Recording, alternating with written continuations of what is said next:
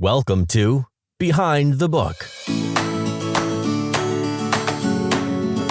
It's time now for Behind the Book, hosted by Tess Thompson and Karen McQuestion, two authors with a passion for books, no filters, and limitless curiosity.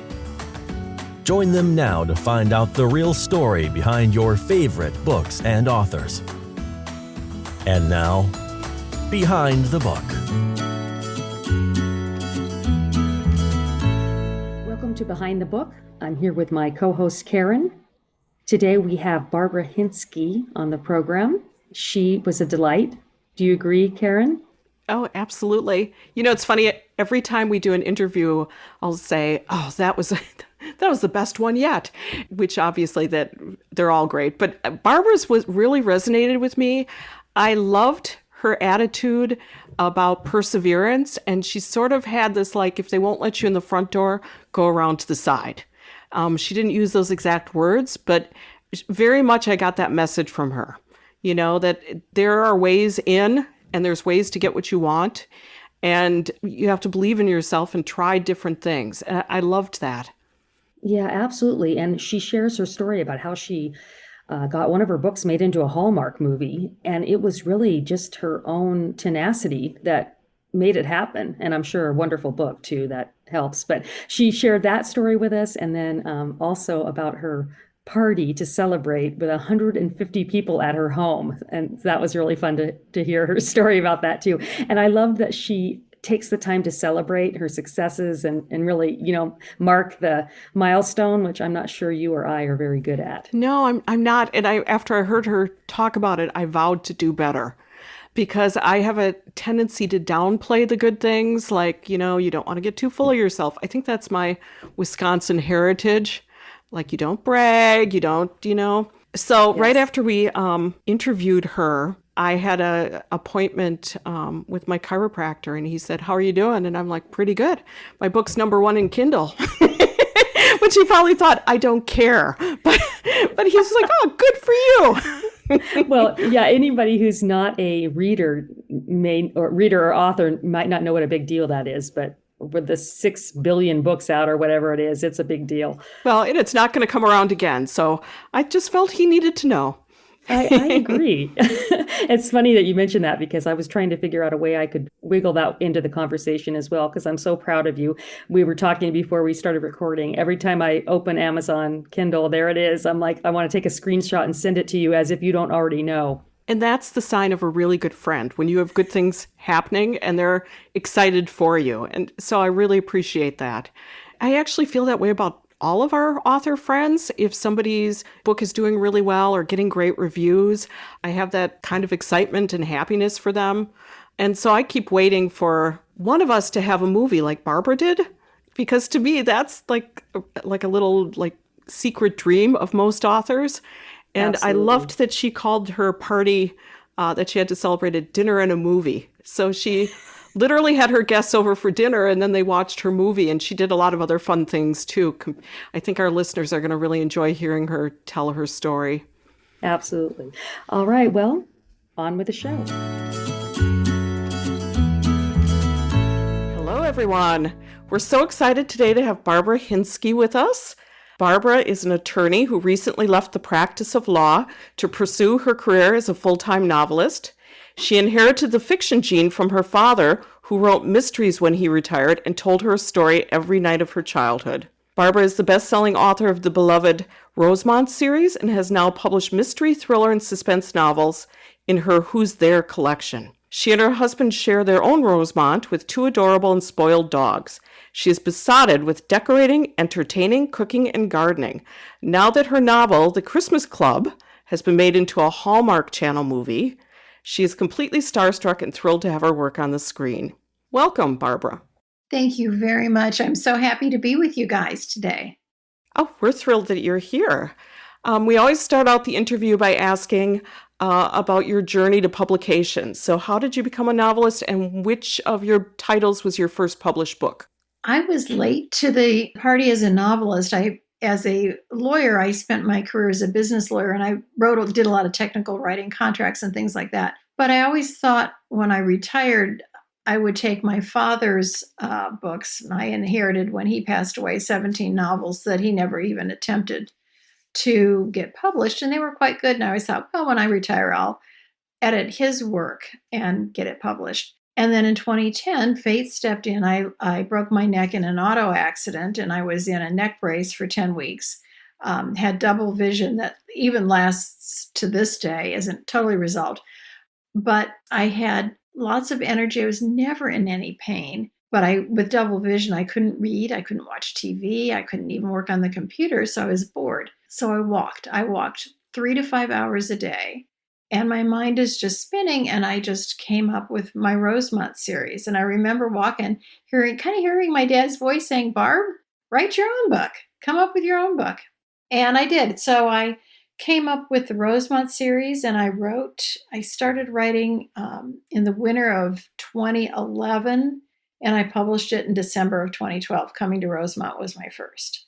So would you say your dad was your inspiration? Absolutely. The way he lived his life and the way he approached projects, and the fact when he retired at 65, he just got busy and launched a new career. It was really inspiring to me. And then, of course, the authors I admired reading were Rosamund Pilcher is one of my all-time favorites. The great Agatha Christie. I love Alexander McCall Smith. So I had a lot of people whose work I admired. A lot of your books feature dogs, but your most recent novel, Guiding Emily, has chapters in the point of view as a guide dog, Garth. Tell us about the book and the difference in writing from Garth's point of view versus the human characters. So Guiding Emily was a book that dropped into my brain almost fully formed in 2018, I think, or 2019, when I was touring the Foundation for Blind Children, which is not even a mile from my house. I've lived down the street 30 years, never been in it. So I went on a tour, was so moved by what they did, by what I saw in the classrooms. And I came to their Braille Center, and there was a big presentation check on the wall from Major League Baseball for $1 million. And I thought, well, I want to put a check up there for me for $2 million. But guess what? I'm not rich. But I thought, you know what? I'm a novelist, and novels can make money. So I turned to the development director and I said, what do you need? What can I do to help? And Steve said, we need money, of course, for a nonprofit, and we need to emphasize within the sighted community the isolation that the blind feel. So I thought, okay, I can do that with a book. And in doing that, I decided it would be just so charming to have the guide dog's perspective. And then Guiding Emily is the tale of a woman who loses her eyesight on her honeymoon. And she and a guide dog in training by the name of Garth, and I tell his story as he trains to become a guide dog. It's their journey as they come together. So Garth is based upon a guide dog that I met at the Foundation for Blind Children. His actual name is Gnocchi, and there are pictures of him and me on my website. So that's kind of how Garth came about. But I really got to know Gnocchi pretty well. I became very good friends with his handler. So I really felt like I had this character in my head, even though he was a dog. So can I ask, what prompted you to go on the tour in the first place? I met the development director at a black tie gala for a local private library. And I had donated naming rights to an upcoming book as part of their live auction. So I was attending the gala, and I was sitting at the same table with Steve and his wife. That's how I got to know them. And in fact, at their table was a woman by the name of Emily Main. It was just has to be the most fun round table of people at a gala that I've ever been at. Usually you can't hear anybody and people don't get along, or you get stuck with somebody who's just boring. But we had such a blast together. So across the table, Emily Main's husband bid on the naming rights for her in my next book. So that's where the protagonist came from, Emily Main. I was sitting with her at dinner time. Oh, I love that. And that's one of those examples of like fate being everything. Isn't it so nice? And I sent her a signed copy when I was done with it. And her husband said, oh my God, I should have paid more than $2,000 for this. So then he wrote a check to the foundation for $10,000. So what kind of research did you have to do for that particular book? Yeah, I had to do a lot of research because although I have very poor eyesight myself, that's nothing compared to blindness. The foundation was incredibly generous to me. They gave me white cane training of my own, which even though, you do it with these goggles that they have you wear that replicate blindness, but you're there with an instructor. I mean, you're fine. You can rip your goggles off and you can still see. But when I was outside and doing my solo trip, I mean, I had a full-blown panic attack for sure. The foundation just gave me lots of consultation on assistive devices for people, and I talked to the doctors and the counselors. They also let me sit on counseling sessions from newly blind adults. These people all signed waivers that I could be there to hear their stories and to hear about their panic attacks when they go out into Starbucks with a sighted guide, a family member, because of all the noise. There was a woman who, it's unbelievable, she went in for an emergency C-section, lost the baby, and lost her eyesight. How in the heck do you recover from that? But she was there and she was learning to make a way in life again. It was crazy. I also realized and I became very good friends with Julie Rock, who is Gnocchi's handler. As a matter of fact, she later became my dog trainer because she's a genius with dog training. This blind woman shows dogs at Westminster. Get out of town. And she helped me train. I'm the worst dog trainer on earth. And she helped me get my 2 dogs trained. And Gnocchi, her guide dog, would just kind of attend dog training and just be like large and in charge of the dogs. It was so fun. So all of that from foundation. And then I kept asking everybody I knew, do you know anybody at one of the big guide dog schools? Because I'd really like to go spend time. And finally, somebody connected me with a local newscaster who is a puppy raiser for guide dogs for the blind in San Rafael, California. And and it was not easy to get behind the scenes there, I can tell you that. They're pretty careful with stuff, even before COVID. But she got me on the inside, so I spent 3 days working behind the scenes and looking at their operation, which was just fascinating. They are the best. So lots of research, lots of fun research. You write in multiple genres. Can you tell us about the types of books you write? Are there common themes? I write in women's fiction. I think general fiction would be Guiding Emily and maybe The Christmas Club. And I write mystery, thriller, suspense.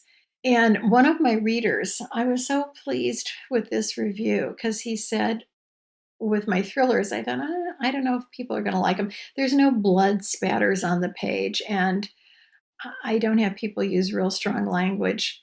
But he said that in the midst of death and dismemberment, there is an underlying current of decency and niceness.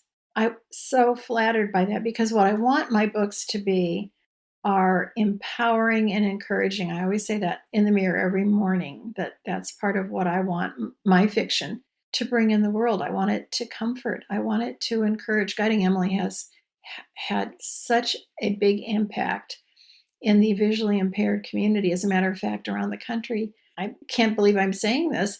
It's replacing Mark Twain, or Huckleberry Finn, rather. It's replacing Huckleberry Finn as the novel textbook for people who are learning Braille. What? Really? Yeah. I was blown away because it's encouraging. I can't tell you the number of people. If I never made a dime from this book, it would have been worth writing it for the number of people that say, I've just lost my eyesight and I'm encouraged. And that one of the people I decided in the second book, Emily gets lost in San Francisco at night without her guide dog. You're not supposed to always take your guide dog out. As a blind person, you're supposed to maintain your cane skills, your white cane skills. And your dog needs to learn to stay home alone. So she goes out alone and she gets herself lost at night in the fog. And of course, she finds her own way back. And so I had to do lots of research to find out, so how would you do that? Exactly what do you do? What do you teach people? And I talked to a whole bunch of blind people about, do you ever get lost? Every single solitary one said, oh, yes. And it is terrifying, and described that to me. I mean, I know when my GPS takes me to the wrong place, I range between really annoyed to, if you're in a city, you don't know. It's pretty unnerving. So I just can't imagine. But I guess I'm yammering. But anyways, that's how that research has gone. So is that a book you're working on right now? I've finished it, and it's in line editing right now. It'll be out this fall. So I'm real anxious. And do you have the title? Yes, it's called The Unexpected Path. Oh, I like it. You'll have Garth, and then we're going to meet a new guide dog, because as another black tie fundraiser, I gave away naming rights, and somebody who is visually impaired wanted her guide dog named Biscuit. So Biscuit is in the book. And I wrote her in too, but I changed her name because she didn't want her name there. I'm going to veer off course a little bit, because I have to tell you that I'm a little bit jealous. You have a novel that became a Hallmark Channel movie, The Christmas Club. Do you mind telling us how that came about? Thank you. I'd love to. So I wrote that book in, I can't remember, 2017 maybe. It was supposed to be contributed to an anthology of other Christmas books, but I was the only author who wrote her Christmas novella. So I just went ahead and published it because it was done. So what the heck? And a number of the reviewers said, oh, this would be great on the Hallmark Channel. So I started going around. I mean, I live in Phoenix, Arizona. I'm not in the Mecca of Hollywood. But I asked every single solitary person I met, do you know anybody at the Hallmark Channel? And most people looked at me like I was nuts and said, no, of course not. And one person who I was chatting with online said, oh, well, my next door neighbor is John Esquinas, and he produces The Good Witch, which is their most successful franchise. So she said, would you like me to give him a copy? Oh, heck yes. Put the phone down and run it right next door to John, which she kind of did. And within 3 weeks, he got back to me and we started negotiating. Negotiation took a long time, but nonetheless, it was published in 2017, was on the screen in 2019. So as authors, we always get told, oh, it could take forever. Oh, I forget. One Flew Over the Cuckoo's Nest took like 20 years or something to get on the screen, blah, blah, blah. Well, yeah, that can be the case, but it can also not be the case. With Guiding Emily, I thought Reese Witherspoon's company, Hello Sunshine, would be good for it. They turned it down, but I kept asking people, do you know anybody at Hello Sunshine? I finally found somebody who did, who forwarded it, and I heard back from them. It, honest to God, got looked at. So don't ever talk yourself out of something. Let somebody else tell you no. Don't you tell yourself no. I love that. And did you have any say in the production, or did you get to watch it being filmed? I had no say in the production. As a brand new author, you don't. And I knew that they told me up front. The only thing I had a say in was that they kept the name. The film is the same name as the book, which was nice. And they told me they were going to change it and make it current day. The book is set in 1952 and has a broader encompassing vision of what love is. It isn't just romantic love. It's love of fellow man is its focus. And of course, Hallmark made it into romantic love, which is what they do. But I knew it was going to be fine and they weren't going to spoil anything. I think the screenplay is just absolutely beautiful. Came up with twists and turns I wish I had thought of. So I like to say people should read the book and see the movie. I went to Winnipeg. My husband and I went for one of the 3 weeks of filming, the middle week. I thought we'd go to the set 1 or maybe 2 days. I didn't want to drag my husband there more than he wanted to be. We had a blast. We went every single day. It was so fun. They treated us like big damn deals, which was so crazy. Can we go out? You don't like what's at the canteen? Well, you want us to go to a local steakhouse and get your steaks? We never took advantage of any of that, but it was just so fun. So my strategy on that was, obviously, this is no time for the author to be a pill and saying, oh, I wish you do this. Oh, that's not how I read it, blah, blah, blah. No, they don't want to hear any of that. So we were just positive the whole time, and it became a real business opportunity. I met other producers and directors, and every single solitary person said, what else are you working on? We'd like to work with you again. And I still maintain those contacts. It was like taking an author's career and pouring Miracle Grow on it. And I was prepared because my business advisor said, you better have pitches ready for your other works. I'm like, really? He said, yeah. So I did, and I practiced them in the mirror, and when it was time, I could roll them out pretty seamlessly. So, and I have to say, someone was interested in everything I pitched. What an experience. And it was fun. Cameron Matheson is as nice as he could be. Elizabeth Mitchell is just lovely. I know you hear about movies. I thought, oh, people are going to be snippy and we're going to be in the way. And at least on a Hallmark set, they were all respectful and kind and lovely to everyone, not just to us, to the extras, to all the crew. Nobody got chewed. In fact, I heard one person get chewed out, and John Esquinas pulled the guy aside and said, is that how I talk to you when I'm not happy with something? And the guy said, no. And he said, okay, well then, I don't want you talking. I want you to talk to that person how I talk to you. Holy cow.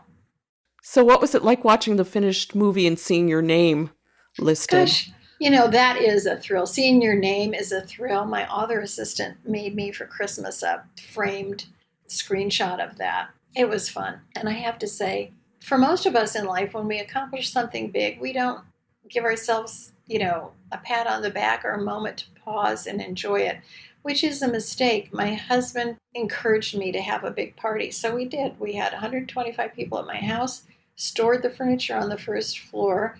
I billed it as dinner and a movie. We had recorded it on the Hallmark Channel, had chairs in 2 rooms and big screens, played the movie from our DVRs. And he took one room, I took the other, and then we switched halfway through. And we had crafted some talking points, behind the scenes information and stuff from our time on filming to talk about during the commercial breaks. And then we always had a giveaway we'd ask some goofy question, and then we'd give away a Hallmark pair of socks or, whatever. There'd be some goofy Hallmarky kind of prize. And people loved it. I had one person, I invited my personal trainer, and he said, oh, nobody's going to be wanting to sit and watch the movie, and you're not going to be able to get people corralled in their seats on time. Oh, no. I mean, we fed them first, and 45 minutes later, everybody's in their seats. Nobody left. And it wasn't because they were afraid of anything. People really enjoyed it. And I'll never forget that. I bought myself a real expensive red gown from Neiman Marcus. I mean, I just said, all right, we're doing it. So I encourage people to, especially now after these couple years we've had, let's pull out all the stops and celebrate what we've got to celebrate. All right. What does a writing day look like for you? Do you outline your books? I outline so that my writing is more kind of just coloring between the lines. I like to do that. So I start my day early, like 4:20, and I'll get up, and right now I'm in Phoenix, Arizona, so it's too hot to walk my dogs later in the day, so I'm out early. And in the morning, I listen to my Clubhouse groups. I'm finding that really interesting, and I'll do about an hour of emails and social media, shower, get dressed. I'll write for a couple of hours in the morning, early lunch, and then another couple of hours, and I'll be done by mid-afternoon. So when I'm writing, I'll write 4 hours a day, maybe 5 days a week, and I'll aim for about 2,000 to 2,500 words a day. And that feels real leisurely. When I was still working full-time, my husband would go out of town every year for his work for 10 days in July, and I would take those 10 days off, and I would bang out 25,000 words while he was gone. That was absolute torture, but it helped me get books done. It, made them much easier to just do it, but I don't ever want to do that again. That was miserable. Wow, that's a lot of words. Yeah, it was horrible. What part of writing fiction is easiest for you, and what do you find the most difficult? I don't know what that would be. I never have problems coming up with ideas for stories. Those seem to be good. I think I like all of it. I like whatever part I'm in is what I like best. So if I'm editing, I like it. If I'm writing, I like it. I'll tell you though, one of my overarching things with my writing is no matter when I'm reading or writing it, whatever my current draft is, I always read it and I think, oh, this is horrible. You can't write. What are you doing? This is nonsense. Put this aside. Go get some yarn. Let's take up some knitting or something. So I'm not one of those writers who looks at their work and go, God, this is genius. This is so good. I never feel all that good about my writing. Even I was reading excerpts for Guiding Emily on a British radio show. And I'm like, oh gosh, I wish I had a red pen. I need to go in and. And I thought, no, stop it. This must be a universal affliction. We've heard more than one author say that. And some of Yeah. them are so hard on themselves. They say, I just think it's complete trash, and Yeah. but eventually you rework it and you make it the best you can. And, it's generally much better. I think we're very hard on ourselves. Yes. Yeah. What writing advice can you offer to those just starting out? So my advice is write your story and pursue it as you can.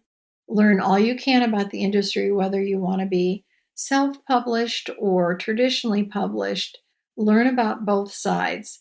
And probably the most important thing is just push out of your bubble all the naysayers, which may include family members. I think all of us, if we had a nickel for every person at a wedding reception who told us, oh, well, authors never make any money and blah, blah, blah, I'd be a rich person. Everybody who's never written a book is an expert on the economics of it. And if you let them discourage you, it's crazy. But meanwhile, there's a whole bunch of us that are making nice livings as mid-list authors. And there's no reason why it can't be everybody who wants to do it. So the biggest thing is don't let yourself get discouraged. I think you make a good point. You don't need to be a household name to generate enough sales of your books to make a living, depending on what your definition of a living is. But it's a great time for authors, I think. Absolutely. And it's a great time for authors to be selling screenwrites too. Fabulous time for that. I'm taking notes on that. Yeah, everybody should be trying to sell their screenwrites. There's lots of ways to get your work in front of eyes, and you do not need an agent. Which is something that they tell you. It's, Of course they do. Mm-hmm. Is there a writing book that you found helpful that you would recommend? Yes, and I pull it out right now. I've read, like everyone, dozens of writing books because I didn't come from a creative writing background. I came from a technical writing background, which is you almost have to uninstall that software to move over into creative writing. So on the technical side of writing, I love all of the series of thesauruses, the rural setting thesaurus, the emotional thesaurus, all that. Yeah. Angela Ackerman and Becca Puglisi. The intro to about the first 40 or 50 pages of each of these books has just like little master class descriptions of things that have helped me become a much better writer. I love those. And then there's a book called Sell Your Story in a Single Line by Lane Schefter Bishop. And it's about writing taglines and log lines, which whether you're trying to sell your book to Hollywood or just have an Amazon description or just know what it is on your own, this book is wonderfully helpful for writing in general. Have you ever encountered writer's block? And if so, how do you deal with it? I do encounter writer's block. And there are a couple of different ways. I don't encounter it very often. I'm really dogged. Stubborn would be the other word with myself and with others. So I don't give in to, I don't know what to write. I force myself to sit down, and that's the beauty of an outline. If you don't know what you're going to do in one part, you can just move to another and start writing, and then that process is helpful. Going for a walk, that swinging your arms in opposition, there is something to that for sure. I do that a lot. And then if I'm really stuck, I'll ask my husband, or recently I asked my daughter on a collaborative novel I'm writing, and she had great ideas. So I'll just talk to somebody. I say, here's what I'm doing with my book. I work with a writing coach when I'm writing my novels, and she's wonderful. We brainstorm all kinds of stuff. So I do have sources, and it isn't all just me getting myself out of it. I get help. I want to get back to what you just said about walking and swinging your arms, because I just read a study that said there's something to it as Yeah. far as right brain, left brain, that walking is beneficial for jump-starting ideas. And I'm guessing that's what you're referring to. It is. And I know those studies, and they're absolutely right, at least for me. In terms of coming up with a title, which is one of the most evil parts of the writer's journey, is coming up with a title for your book. I get those all the time when I walk. If I need a title or something, I just, my dogs are like, oh, this is great. We're going to walk forever because she's working on a title. My puppies are happy. Now, we talked about those doubts that you get while you're writing. By the time the book is finished, have you sort of laid them to rest, or do you still have lingering doubts? Well, I ignore them and just keep going forward. But I think, just like anything, I'll pick up my book and go, oh my God, this is cringeworthy. What? So I am still my worst critic, but I just keep going. Once it's done and ready to go, it's marketing time, and you just do it. How do you know when a book is done? Yeah, that's hard. I mean, we all type the end, but it isn't the end. And sometimes you just know something's got to happen, or something's got to happen in the middle. And usually you get to that point. Fortunately, like I say, I do work with a writing coach, and we've been working together on almost all my books. She's very good in advising me that, no, we got to do something else with this. I end my Rosemont series, all of those are ended with a cliffhanger, which some readers love and some readers really hate. So in that sense, they're not, maybe at an end. They all could be standalone, but like in the last book in the Rosemont series, ends with somebody leaving to go to the hospital to have twins. And someone else, a reader, said, are you going to stop it there? And I said, well, no, I'm not going to leave Loretta in labor. We gotta get those babies at least out of her and do something. I wouldn't do that to her. I like her. I don't know. That may not be an answer, but that's kind of where I'm at. I think you're the first author I've ever met who works with a writing coach. How did you find this person? I found her I've worked with a life coach for, I don't know, 15 years now, probably more than that. And he had written a book.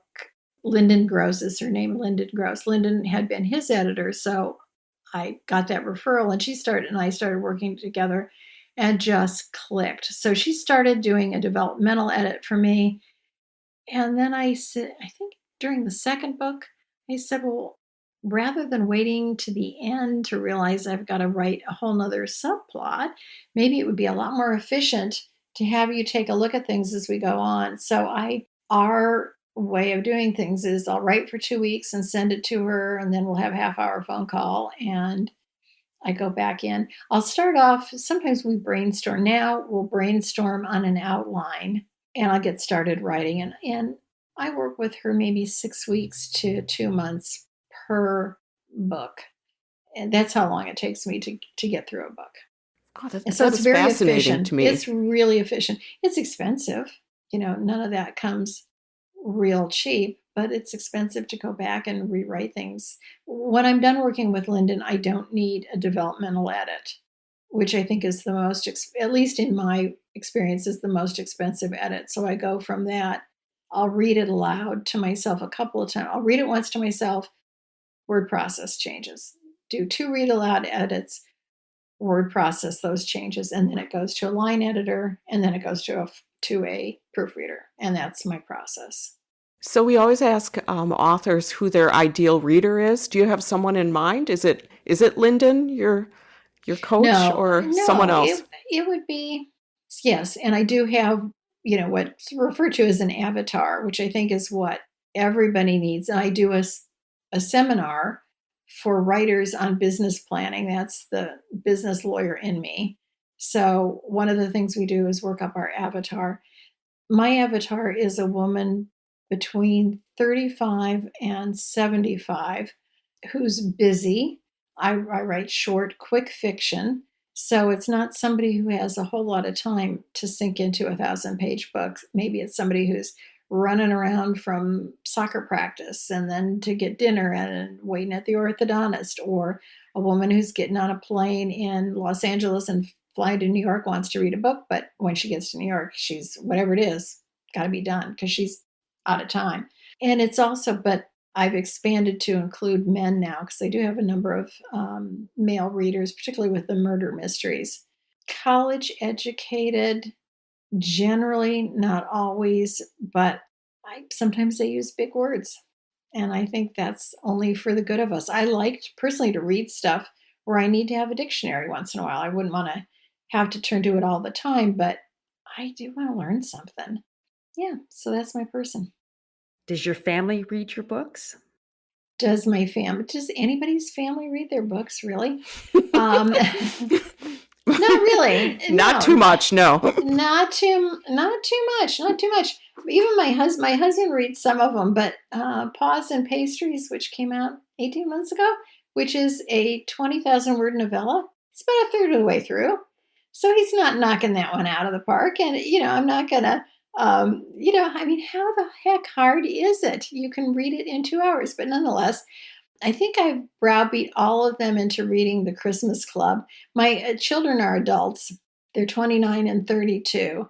My daughter reads my stuff, and she helps me with my Instagram presence. I think my son read The Christmas Club. I think he's getting his PhD in applied math, so he's a brainiac person interested in money. I think he would read them if he thought it was part of an estate when I'm gone. So he knows what he's managing, from how successful is this going to be? My kids asked me one time, why don't you ever, dedicate the book to us? And I said, well, when you guys read one of them, maybe I'll consider it. But other than that, it's not happening.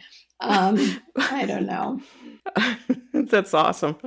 Yeah. What is the best part of being an author?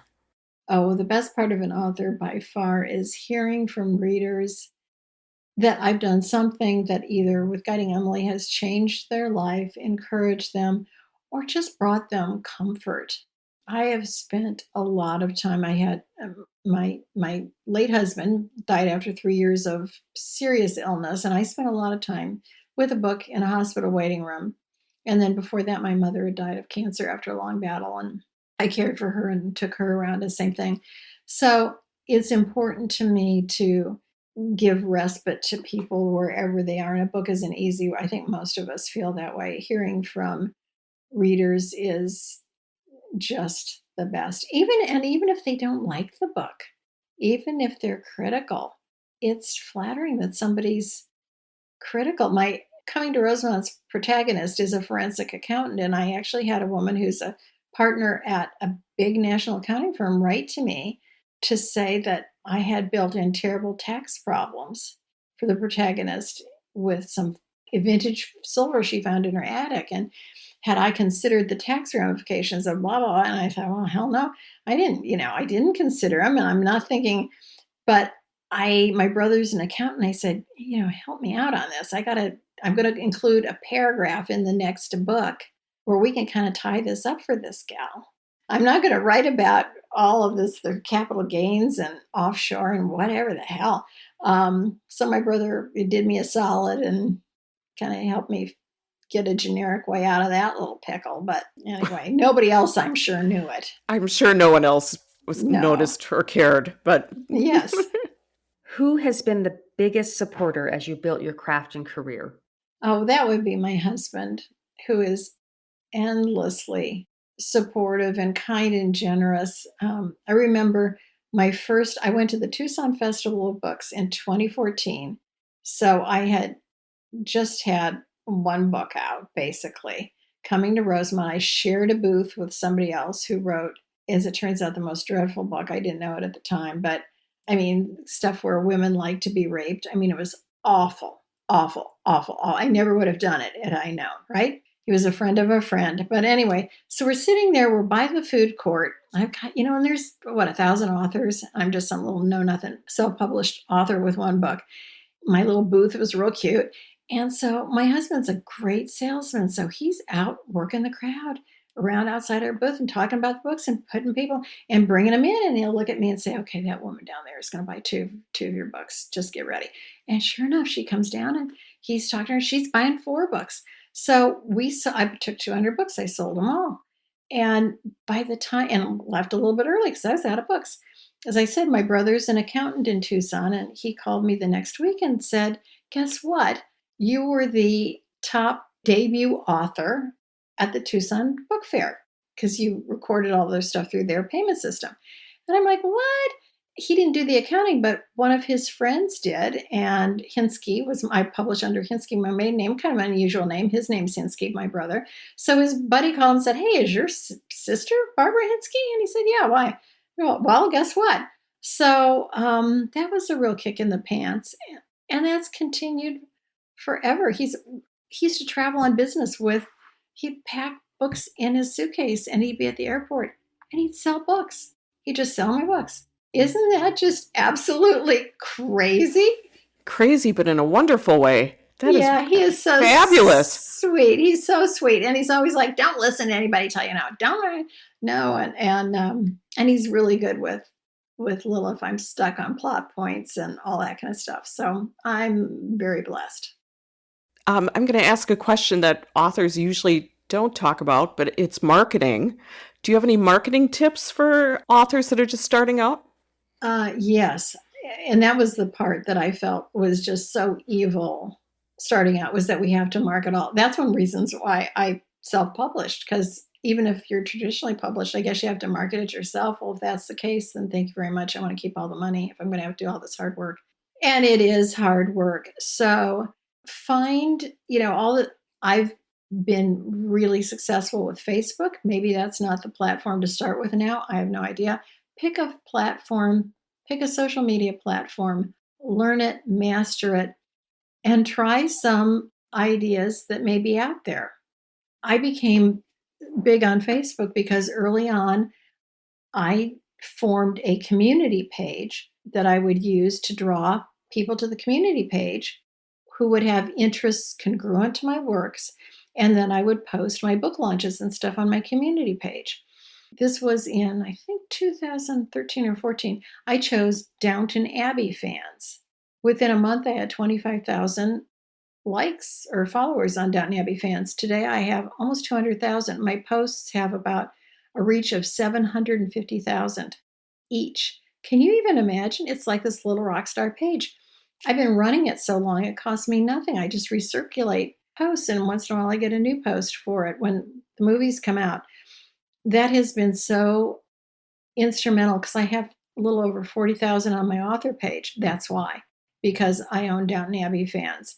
Maybe that wouldn't work today. Something else would like that. That page also brought me opportunities. I became the Downton Abbey TV show reviewer for Cult Box Co. UK, which is kind of like the Entertainment Tonight of Britain. And their reviewer was in a car accident. They needed somebody new right away. They contacted me. I said, of course, I'm working full time. Why wouldn't I want to try and review something in a week? I mean, that's what 3 a.m. to 6 a.m. is for, right? Watching Downton Abbey and writing reviews. And that brought me, I can't even tell you all the opportunities that brought my way. It's been incredible. So, swing at every pitch. Some of them will land, some of them won't. You will lose some money. I shredded $5,000 on the Christmas Club because I took out a banner ad on the Hallmark Channel's web page for the Christmas Club movie. I thought, oh, this is great. What's more congruent than the book and the movie? So I had this little banner ad. What I didn't realize, and I should have, I'm smart enough to do this, was that Campbell's Soup had a product placement in the movie for their green bean casserole stuff. So all the good airtime was eaten up by cream of mushroom soup and fried onions. So I don't think I sold one single book, and I spent $5,000. It's a lot of money. That was a miss. But on the other hand, you got to try stuff. Some works, some doesn't.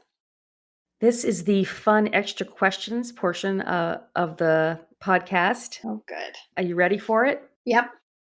What is one food that will never get past your lips? Olives. I hate olives. Who would you want to play you in a movie? Emma Thompson. I love her. What superpower would you pick given the opportunity?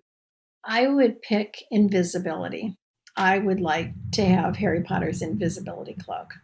At the end of your life, what do you hope you'll have accomplished? I hope that I have encouraged people in their everyday lives, in their everyday pursuits, to embrace the things that they want to do, to dream, to try, and to be happy. What is the worst job you've ever had? The worst job I ever had was selling fruits and vegetables at a little roadside stand when I was a teenager. Mainly, nothing wrong with fruits and vegetables, but the people weren't very nice. It was a couple. I think he was abusive to her. As a young person, I had been shielded from all that. But looking back, I sure wish I had read the tea leaves better and been more aware and maybe told my mother about it. Because I think a lot of regret for me. I think should have been privy to spousal abuse that I didn't know about, didn't know what it was, and didn't act to do anything about. That's horrible. If you could instantly become an expert in something, what would it be?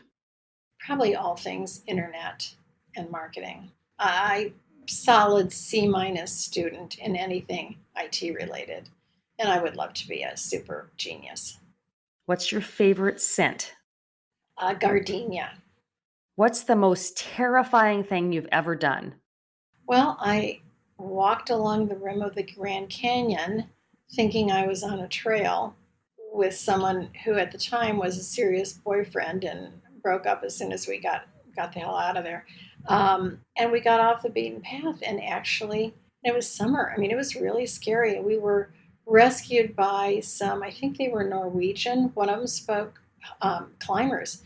One of them spoke English, but we were on like a trail for the true experts, and they had to I was in bad shape, and they had to put like ropes on the side, and then I didn't have much strength left, and I was 30 years old. They kind of rappelled me up, and I never knew who they were. We just thanked them, and they went on their way.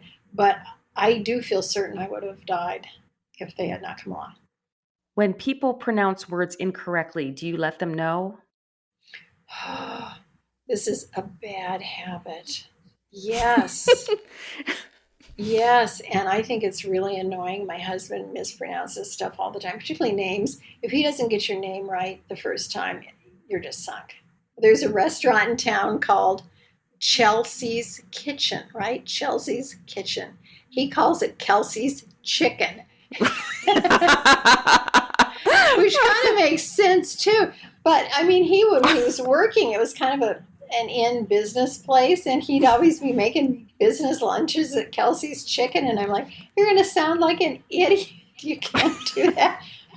So I don't know if that's good or not. If you could live your life over again, would you? Oh, sure. I've had such a good life.